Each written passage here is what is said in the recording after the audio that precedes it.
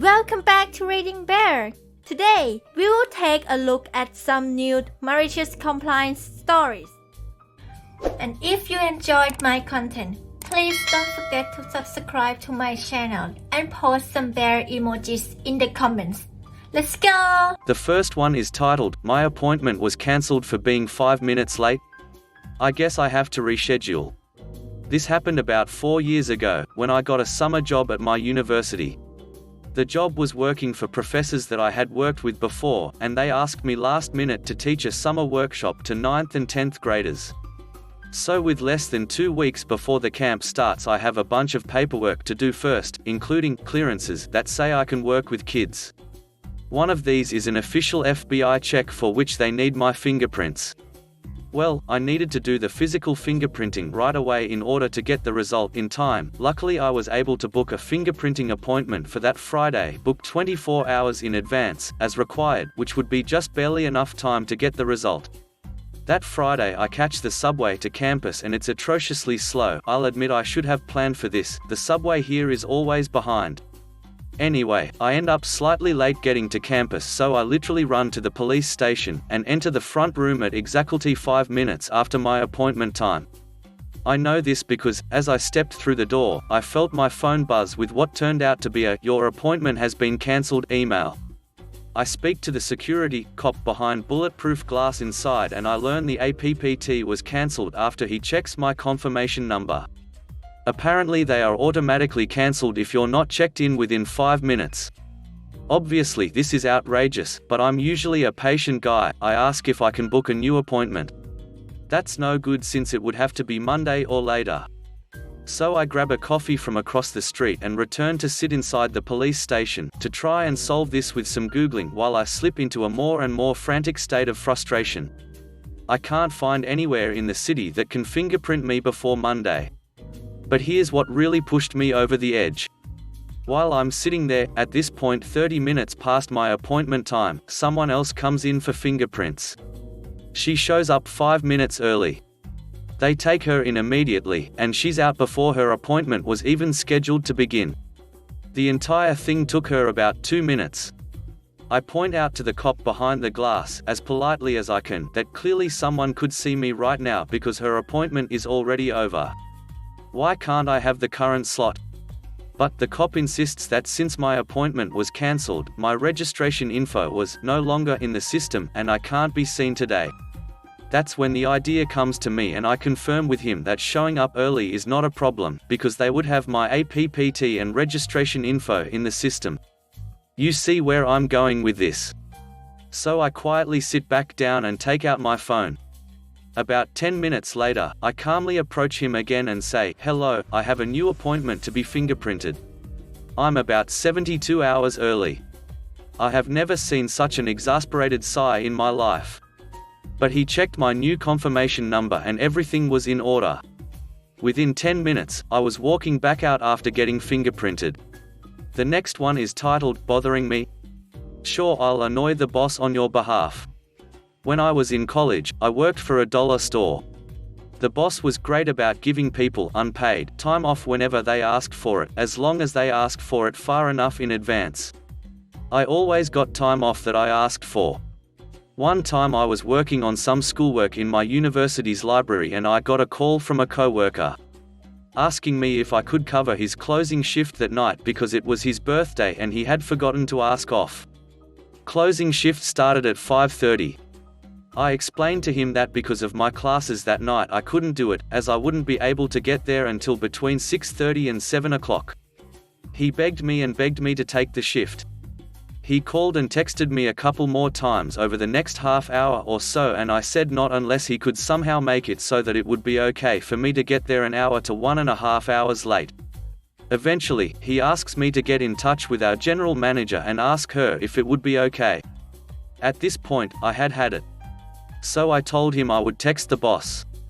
What I didn't tell him is that I texted her something along the lines of, "Hey boss, coworker keeps hassling me to take his shift." I told him I couldn't because of my classes and he wouldn't take it for an answer, so he keeps asking me to get in touch with you. Now I have. It's important to note that my boss would get upset with me if she even thought I was missing class to come to work. Goodness, she was awesome.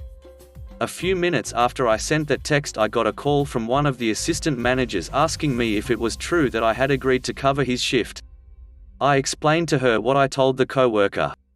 She said that he had convinced one of the day shift workers to stay late until I got there. When I went in, I found out that general manager had called the store after I texted her, since she wasn't actually there when this went down. She basically told coworker that he's bothering people and he needs to knock it off, and that is a good way to get himself fired. The next one is titled, "I'm just a dumb cashier." Alright, you got it, boss. Background: so this happened recently. I work at a slightly upscale grocery store that's owned by an investment group who constantly make dumb decisions because they think they can buff out the damage that occurs when you yeet a car off a cliff at 90 miles per hour and will come out on top. Recently, we got official uniforms that do nothing but make everyone more annoyed. For example, I work at the front end, cashiering and bagging.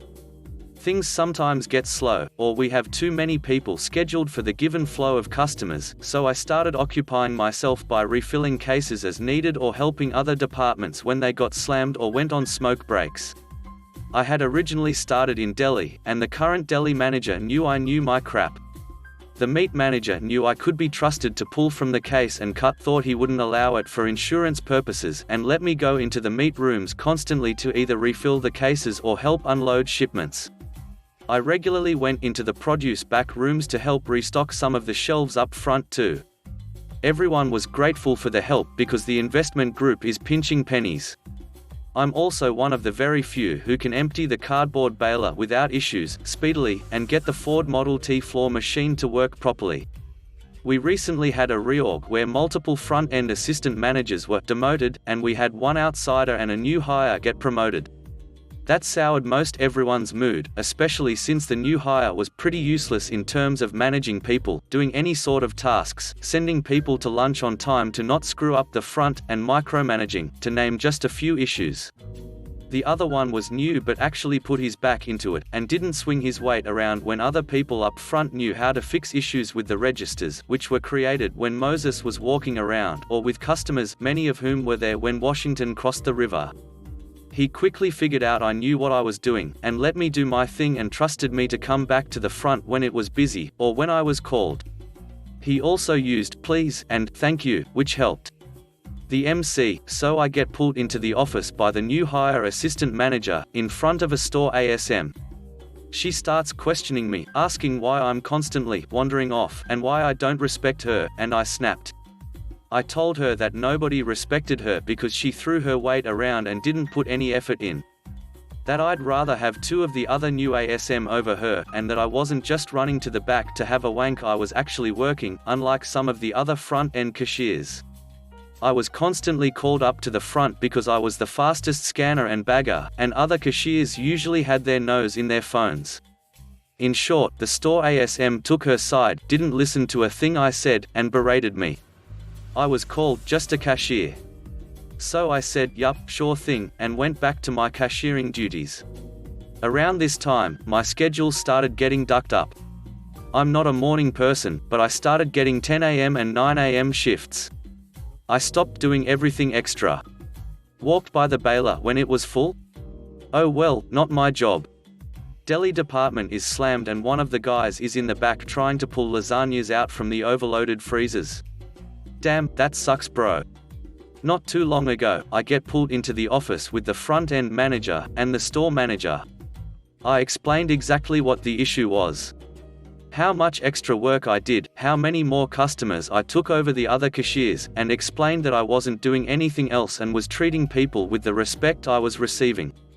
To make a long story short, we quietly agreed that the other manager was out of line, and that things will change. Bullshit. I plan on not going back to doing what I do until I renegotiate my contract with the store manager, because jack shit has changed. The next one is titled, "I worked ahead of schedule, but I guess I don't work for you anymore." This is a story one of my co-workers told me while we were chatting in the lab. He's a recent hire after getting laid off from one of the big three car companies, an unfortunately very common history for someone to have in my area. However, he was cheered up immensely because of how badly they'd screwed themselves by letting him go. He told me how the company had him specialize in a very technical software project, being the only guy who knew how to use the requisite tools and being the de facto expert on how the code was structured and how it worked. No one else felt the need to get up to speed or brush up on it because he handled it all. He had so much free time, being put on no other assignments, that he ended up working way ahead of schedule and finishing not only the software but the security audits, reports, and all sorts of documentation that would have been necessary once the project was finalized. He kept these pre-produced deliverables on his personal directory so that he could have them ready in a flash when the company asked for them. I'm sure you can see where this is going. Well, a car company's favorite pastime is layoffs, and they decided he was no longer necessary and canned him. In retrospect, their unwillingness to get him started on any other project was a red flag. Knowing exactly what kind of hot water they'd be in without him, he happily deactivated his employee account and subsequently deleted everything on his personal drive. The remaining project team members rapidly discovered how screwed they were when they tried to provide a status on his software and realized none of them knew anything about how it worked, how finished it was, or how to continue working on it. No one had bothered to have it explained while he was still there. One of his buddies on the team called him up a few days later begging him to help him out and just let them have the files he'd completed ahead of time. My coworker felt conflicted because he had no real grudge against the employees who were stuck in this situation. But obviously no one had those files anymore since he was no longer an employee. He basically told his friend that the company had dug its own grave and he couldn't help in any way besides giving him some tips off the top of his head from what he remembered. He told me he somewhat regretted helping them out on his own time, but ultimately just hoped management learned their lesson. And because I've read similar stories on this sub, I told him that's when you call back and give them your quote for freelance work. The next one is titled, "The Devil is in the Details." I work in the wastewater industry. My previous employment was at water reclamation plant, poo-poo plant, for a county. We processed up to 32 million gallons of wastewater a day and I worked midnights Tuesday to Saturday right as the heavy flows came in.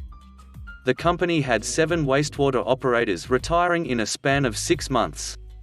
And the department manager, we will call him Warmaster Horus, as he ruled with an iron fist, refused to allow more than one person from other departments to train at a time for a period of 9 months. So needless to say we were short-handed. My plant manager, who we will call Little Horace, was a very arrogant, a bully, and an unpleasant person to be around. He also had a tendency to target one person to blame all the problems of the plant on until that person transferred out to another plant or quit and went somewhere else. My shift partner was the last target and she left to go to another plant. So I pulled 278 hours of OT that year since no one else wanted to work graveyard shift and the guy they hired 4 months later quit after 8 days because of this guy. So I knew how the plant run inside and out, plus having a background in industrial maintenance, I knew when things were not running at optimal and when equipment had went down. Unfortunately for me, I was the new target. Little Horace started out by asking how I ran my shift. Over the course of a few weeks he would ask me how I got certain numbers on tests I ran. One day he came at me as I was getting into my vehicle to leave saying that I didn't put enough information about potential problems into the log for the next shift. Tired, angry from being on my 14th day in a row, and having experience in leaving detailed explanations from having to write a 6-page essay on how to drink out of a canteen when I was in the Marines, I obliged him. So the next night I made a 1631-word log into the notes for the next shift. I described the weather outside, smells at each station, how the equipment ran and sounded as I checked all 18 stations. Each test with color, pH, temperature, consistency, texture, potential issues that might arise from the stages based on what each test showed, etc. I got called into his office the next morning to ask if I was trying to be funny with what I wrote. I told him, no, you wanted detailed notes about potential problems in the log for the next shift, so that's what I did. You know from our training classes for our state licenses that part of making changes is by visual inspections and odors. He told me that I was correct, but leaving notes like that is considered insubordination and that if I left more like that I would be written up. Dead-faced, I just said, okay, and left. The next night, while making my first sample pulls for process control testing, I noticed the alkalinity of the lower than the SOP limit. So in order to get it to go up, we use sodium hydroxide. Sodium hydroxide is very corrosive, it makes PVC brittle and can even dissolve certain metals. So I went to go to our chemical room to start up the hydroxide pump. The CPVC piping in the chemical room was a mess of pipes running in and out, crossing over others and all connected to other lines for redundancy in case one pump fails, another can be started. I started the first pump and it immediately starts spewing hydroxide out of the top of it all over the containment area. So I close the 6 valves piped to it and open the 6 other valves to run to the second pump. I start it up and run it in auto so the computer program can adjust according to flow coming in. It immediately starts running at 100% and all the pipes start shaking and pulling on the clamps holding it to the unistrut in the wall. Too much hydroxide is bad as it will kill the bacteria we use to eat the organic wastes. So I switch the pump in manual and do some quick algebra to match pump speed to flow coming into the plant to settle at around 50 pump strokes a minute. In auto it was pumping 160 strokes a minute. I make a note in the computer of what I find and in bold letters, do not run pump in auto, SCADA is running it at 100% regardless of influent plant flow. Next shift comes in and I inform them of what I found and they need to get the PLC programmer on staff in to check SCADA. The next day I see a note on the SOP board stating, do not run hydroxide pumps in hand. Only run them in auto. I just shake my head in disbelief. So I run the pump in auto and just watch as the pump shakes all of the piping and leave to finish my rounds. After 4 hours I can turn the pump off. I make my notes and eventually leave for a much needed 4-day weekend. I come in the next Tuesday and feel my blood pressure rise about 20 points as my body crossed the threshold into the main office door. I walk into the control room to the outgoing shift telling me that we can't run hydroxide as the only other pump we have blew out the CPVC lines and it dumped 10,000 gallons of hydroxide into the containment area. About $16,000 in cost. It blew out on the shift after me as no one checked it for 2 hours after they started up the pump. Nearly the whole tank drained into the contained area, which the valve was opened there and it was going into the raw sewage well. Needless to say it slugged the plant pretty bad for 3 days as it killed a portion of our bacteria. They also said little Horace was cussing my name for being the one who broke it. So I knew what was coming. Sure enough 7 hours and 45 minutes later I am in Warmaster Horace office with little Horace interrogating me as to why I didn't say anything about the piping being broken. I said, I didn't break the pipes. In fact, I left a note last week in the logs that the pump needs to be ran in hand as in auto it is running 100% regardless of flow. I even told day shift we needed the PLC guy. I came in the next night and you had written on the SOP board to only run the remaining pump in auto. Warmaster Horace looked at little Horace and asked what day so he could review them. So I pointed it out in my notes and I was dismissed from the office while little Horace had to stay and the door was shut. The next morning little Horace apologized to me, at the orders of the Warmaster, for saying I am the one who broke the piping. He quickly shifted the subject into how I was still partly responsible for poor communication. It was a rather enjoyable moment, though little did they know I was in the process of being hired onto another job in the same industry. The next one is titled, No Takeaways Allowed. Only call and collect. In my city we are still under lockdown regulations with a curfew that starts at 9 p.m. As such, most restaurants start to close before 7 p.m. and are fully shut down by 8. Earlier this month, I wanted to make use of a burger special from a popular burger joint that rhymes with Moko Ramas. I usually call ahead, however we were close so we just drove there. When we parked, it was just before 7 p.m. An employee outside said that sit down is closed but we could order takeaway as that is closing in 10 minutes. I get to the desk and ask the guy if they are having the special. Me, can I order the special as takeaway? Guy, no. The special is for sit down or call and collect. Me, but isn't it the same thing as takeaway? Guy, no. Call and collect. Cue theoretical malicious compliance me, so if I called you while standing here, would you take my order? Guy, oh, I see. Yes. Okay. I'll just put it through. Got to say, the burger never tasted better. I kinda wish I had the chance to mime the phone call in front of him with a pretend thumb and pinky phone. Just to see if he'd play along. The last one is titled, Coworker vs. Doctor Everyone Hated. So I work in a call center for a hospital. We take patient calls and employee calls and just basically transfer people to who they need to speak with. And sometimes we answer really minor questions. A lot of people assume we know everything, or don't actually know what they're looking for, and we course correct, so to speak. For instance, if an employee calls and asks for a doctor who isn't on call, we say so, and say, do you mean so and so instead, and all's well. But around the time that I started, there was a really nasty resident doctor in training who was awful to everyone, rude, didn't listen, yelled a lot, and just generally thought that his poo didn't stink. He would frequently ask for things that didn't make sense, or would ask for the wrong person, and just generally didn't know what was going on, but would act like he was superior to everyone. He also really didn't like or respect women, so it was particularly hard for us to try to explain anything to him. One day, he wouldn't listen when my coworker tried to explain that the person he was asking for wasn't the person who could solve the problem he had. Instead of letting her even get any words out, he just lectured her and demanded she do what he asked. Anyway, I didn't realize it was malicious compliance at the time cause I was pretty young, but it makes me laugh now. My coworker decided to start giving him only exactly what he asked for. You've asked for a doctor who's not on call. Great, you got it, doc.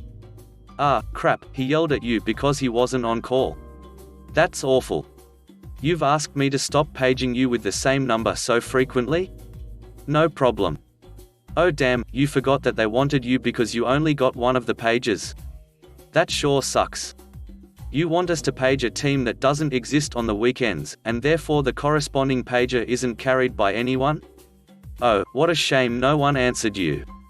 I would never have had the balls to do it, but the level of confused rage she worked him up into that day sure was hilarious to hear about, especially because he was too arrogant to admit he was the problem, but couldn't fault her for doing exactly what he asked.